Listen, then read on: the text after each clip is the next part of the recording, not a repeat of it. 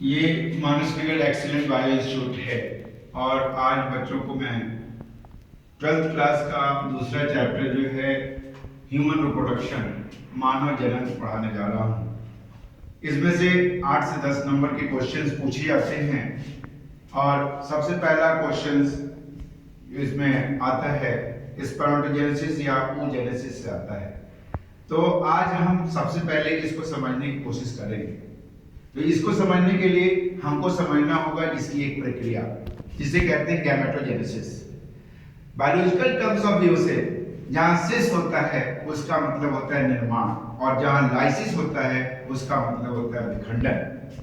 आज हम लोग स्पर्मेटोजेनेसिस देखेंगे, लेकिन सबसे पहले उसके लिए हमको जानना होगा गैमेटोजेनेसिस क्या होता है।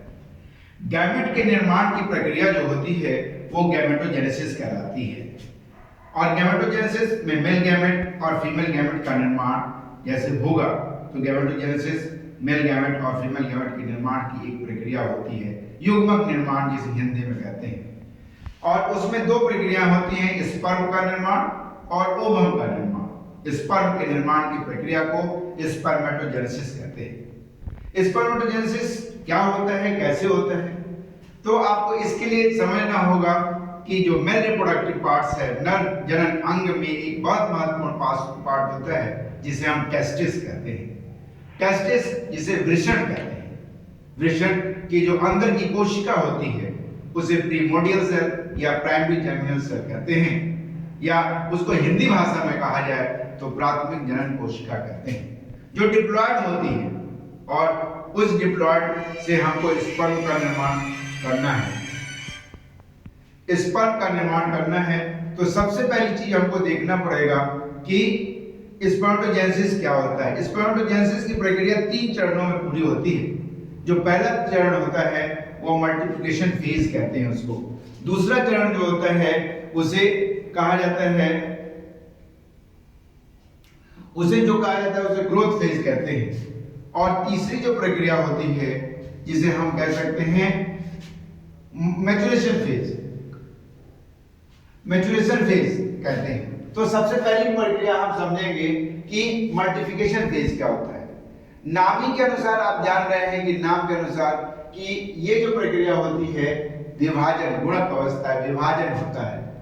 इसमें मैंने पहले कहा कि प्राइमरी जर्मिनल सेल जो होती है या प्राइमरी जर्म सेल्स कर ले, प्रीमोडियल सेल्स कर ले, ये जो होता है इसका अर्धसूत्री विभाजन होता है और अर्धसूत्री विभाजन लगातार होने से छोटी छोटी कोशिकाएं बन जाती हैं जो डिप्लॉयड होती हैं, जिसे स्पर्मेटोगोनिया कहते हैं। दूसरी जो प्रक्रिया होती है स्पर्मेटोगोनिया के निर्माण की पूरी प्रक्रिया मल्टीप्लिकेशन फेज में आती है और उसका दूसरा चरण होता है ग्रोथ फेज। इस स्पर्मेटोगोनिया में से जो पोषक पदार्थ को एकत्र करके आकार में वृद्धि कर लेता है। जब ये आकार में वृद्धि कर लेता है तो इसे कहते हैं प्राइमरी स्पर्मेटोसाइट्स कहते हैं। और प्राइमरी स्पर्मेटोसाइट्स की जो प्रक्रिया होती है उसे ग्रोथ फेज कहा जाता है। अब ग्रोथ फेज के बाद मैच्योरेशन फेज होता है। मैच्योरेशन फेज में विभाजन 2 बार होता है और यह विभाजन मियोसिस प्रकार का होता है।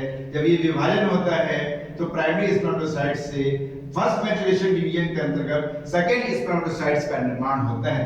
सेकेंड स्पर्मेटोसाइट्स हैप्लॉइड कोशिका हो जाती है और उसके बाद जब विभाजन होता है तो दूसरा विभाजन होता है सेकेंड मैच्योरेशन डिवीजन, तो स्पर्मेटिड्स बन जाता है। स्पर्मेटिड्स बन जाता है जो हैप्लॉइड होता है, लेकिन स्पर्मेटिड्स में जब कायांतरण की प्रक्रिया होती है और कायांतरण की प्रक्रिया से स्पर्म का निर्माण होता है और स्पर्म के निर्माण की प्रक्रिया को हम स्पर्मेटोजेनेसिस कहते हैं।